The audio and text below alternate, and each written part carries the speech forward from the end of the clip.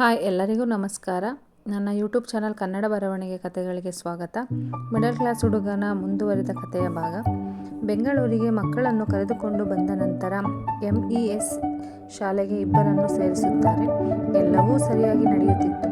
ಎಲ್ಲರ ಲೈಫ್ನಂತೆ ಈ ಹುಡುಗನ ಜೀವನದಲ್ಲಿ ಕೂಡ ಒಂದು ಲವ್ ಸ್ಟೋರಿ ಇದೆ. ಅದುವೇ ಸ್ವಂತ ಅತ್ತೆ ಮಗಳ ಜೊತೆ 3 ವರ್ಷಗಳ ಕಾಲ ಲವ್ ನಡೆಯುತ್ತಿತ್ತು. ಬೆಂಗಳೂರಿಂದ ಅವಳನ್ನು ನೋಡಲು ಹಾಸನಕ್ಕೆ ಹೋಗುತ್ತಿದ್ದ. ಲವ್ ಅನ್ನುವುದು ಹಾಗೆ ಅನಿಸುತ್ತದೆ, ಎಲ್ಲಿಂದ ಎಲ್ಲಿಯೇ ಬೇಕಾದರೂ ಕರೆಸಿಕೊಳ್ಳುತ್ತದೆ. ಹೀಗೆ ಒಂದು ದಿನ ಆ ಹುಡುಗಿಯ ಅಜ್ಜಿ ತೀರಿ ಹೋಗುತ್ತಾರೆ.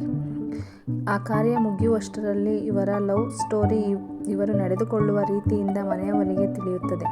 ಮೊದಲೇ ಬಡತನದಲ್ಲಿದ್ದ ಹುಡುಗನ ಪರಿಸ್ಥಿತಿ ಹುಡುಗಿಯ ಮನೆಯವರಿಗೆಲ್ಲ ತಿಳಿದಿರುತ್ತದೆ.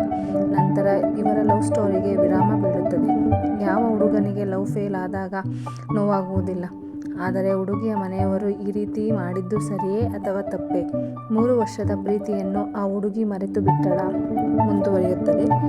ಧನ್ಯವಾದಗಳು.